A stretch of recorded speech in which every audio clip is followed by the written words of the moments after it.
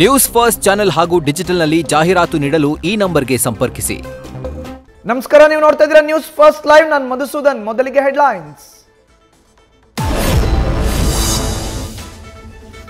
KJ Halli railway ಗೇಟ್ನಲ್ಲಿ ಯಾವಾಗಲೂ ಸಿಕ್ಕಾಪಟ್ಟೆ traffic jam. 150 metre ಮುಂದೆ ರೈಲು ಚಲಿಸಿದ್ರೆ ಆಗೋಗ್ತಿತ್ತು ದೊಡ್ಡ ದುರಂತ. ಸ್ಥಳೀಯರು ಪೊಲೀಸರ ಸಮಯ ಪ್ರಜ್ಞೆಯಿಂದ ತಪ್ಪಿದ ಅನಾಹುತ.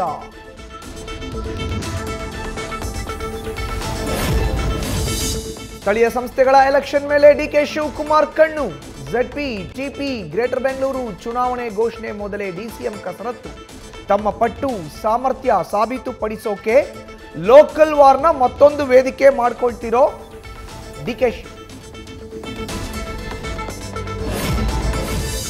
ಉಪೇಂದ್ರ ದಂಪತಿ ಮೊಬೈಲ್ ಹ್ಯಾಕ್ ಕೇಸ್.